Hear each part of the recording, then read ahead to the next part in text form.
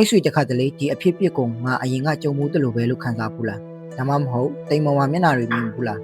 ဒါမှမဟုတ်ဒီနေ့မှကြားဘူးတဲ့စကားလုံးတစ်လုံးကိုနောက်နေ့ကျနေရာတိုင်းမှာတွေ့နေရတယ်လို့ပဲခံစားဘူးလားတကယ်တော့ဒါတွေကတိုက်ဆိုင်မှုမဟုတ်ပါဘူးဒါတွေဟာမိတ်ဆွေရဲ့အုံနောက်ကိုလှည့်စားနေတဲ့ main tricks တွေပဲဖြစ်ပါတယ်ဒေဂျာဝူဆိုတာပြင်သစ်စကားဖြစ်ပြီးအရင်ကမြင်ဖူးပြီးသားလို့အဓိပ္ပာယ်ရပါတယ်တကယ်တမ်းတော့မိတ်ဆွေကအဲ့ဒီနေရာကိုတစ်ခါမှမရောက်ဘူးပါဘူးအဲ့ဒီလူနဲ့လည်းတစ်ခါမှမတွေ့ဘူး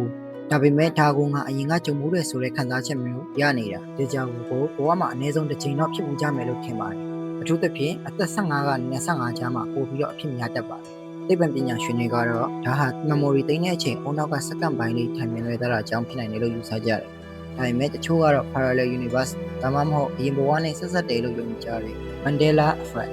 ပုံမှန်ဆိုလူတစ်ယောက်ကတစ်ခုခုကိုအမှတ်မှားတာအထူးအဆန်းမဟုတ်ပါဘူးဒါပေမဲ့မတွေ့ဘူးမသိဘူးတဲ့လူတမောင်များစွာကတူညီတဲ့အရာကိုတူညီတဲ့ပုံစံနဲ့အတူတူမှားမှတ်မိနေတာကတော့တကယ်ကိုပူဆန်းပါတယ်ဥပမာပီကာချူတော်တော်များများကသူ့အမည်ဆုံးမှာအနက်ရောင်ပါတယ်လို့မှတ်မိကြတယ်ဒါပေမဲ့တကယ် original design မှာတော့မပါပါဘူးပြီးတော့ Monopoly mascot လူအများစုကသူ့မှာမျက်လုံးမှန်မလို့တက်ထားတယ်လို့ထင်ကြတယ်ဒါပေမဲ့တကယ်တော့ဘယ်တော့မှမတက်ခဲ့ပါဘူးနောက်ထပ်ဥပမာတစ်ခုအနေနဲ့ကတော့ KitKat chocolate လူတော်တော်များများက KitKat မှာ hyphen ပါတယ်လို့မှတ်မိကြတယ်ဒါပေမဲ့လက်ရှိရောအရင် logo တွေကိုပါပြန်ကြည့်လိုက်ရင် hyphen မရှိခဲ့ဘူးပိုထူးဆန်းတာကအဲ့ဒီလိုမှတ်တဲ့သူကတယောက်တည်းမဟုတ်ဘူး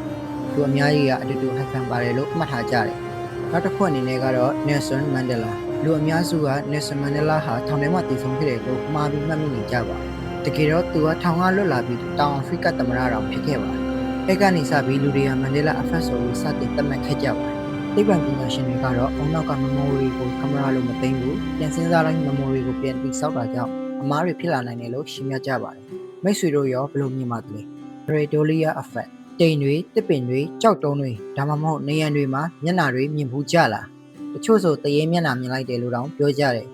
ဒါပေမဲ့အများစုကတကယ်မရှိဘူးအုံနောက်က random pattern တွေကိုမျက်နှာအဖြစ်အလိုအလျောက်ပြောင်းမြင်လိုက်တာဘာလို့လဲဆိုတော့လူအုံနောက်ကမျက်နှာတွေကိုအရင်မြင်မှတ်မိအောင်တဘာဝအတိုင်းဖွံ့ဖြိုးလာခဲ့တာကြောင့်ဖြစ်ပါတယ်တကယ်မျက်နှာမဟုတ်တဲ့အရာကိုတော့အုံနောက်ကဒါကမျက်နှာပဲလို့အရင်ဆုံးတွေးလိုက်တာအဲ့ဒါကို Pareidolia effect လို့ခေါ်ပါတယ် nose ball effect ဥပမာဒီဆေးတောက်ရင်ခေါင်းကိုက်နိုင်တယ်လို့အရင်ပြောလိုက်ရင်တချို့လူတွေကဆေးရအာနိသင်မစားခင်မှာတော့ခေါင်းကိုက်မူးဝေးဒီမကောင်းဖြစ်လာတတ်တယ်တကယ်တော့ဒါဟာဘီထွက်ဆိုကြကြောင့်မဟုတ်ပဲကြောက်စိတ်နဲ့မျောလင့်ထားတဲ့စိတ်ကအုံနောက်ကိုတက်ရောက်သွားတာကြောင့်ဖြစ်ပါတယ်အဲ့လိုပဲနောက်ထပ်တစ်ခုကတော့ placebo effect ဆေးအဆင်မဟုတ်ပေမဲ့ဒီဆေးကကောင်းတယ်လို့ယုံလိုက်ရင်တချို့လူတွေကတကယ်သက်သာသွားတယ်အဲ့လိုယုံကြည်မှုကခန္ဓာကိုယ်ကိုတော့တက်ရောက်နိုင်တယ်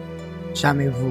déjà vu ကိုလူတော်တော်များများသိကြတယ်ဒါပေမဲ့ jamais vu ကိုတော့လူသိနေတယ်ဒါက déjà vu ရဲ့ပြောင်းပြန်ဥပမာကိုယ့်နာမည်ကိုအချင်းချင်းရေးနေရင်ရုတ်တရက်ဒီစကားလုံးကထူဆန်းလိုက်တာလို့ခံစားရတာဒါမှမဟုတ်ကိုယ့်အိမ်ကိုယ့်လမ်းကိုယ့်တငယ်ချင်းကိုတော့ခဏလေးမရင်းနေတဲ့လို့ဖြစ်သွားတာဒီလိုဖြစ်တာကအုံနောက်ကပင်ပန်းတဲ့အချိန်ဒါမှမဟုတ်အာယုံဆိုင်လွန်တဲ့အချိန်မှာဖြစ်နိုင်တယ်လို့သူတေတီတွေကယူဆကြပါတယ်ဒါဆိုဒီ mind trick တွေကမှမိတ်ဆွေကြုံမှုတဲ့ဖြစ်ပျက်တစ်ခုဒါမှမဟုတ်အခုမှသတိထားမိတဲ့အဖြစ်ပျက်မျိုးရှိခဲ့ဘူးလား comment ထဲမှာဝင်ရောက်ဆွေးနွေးသွားနိုင်ပါတယ်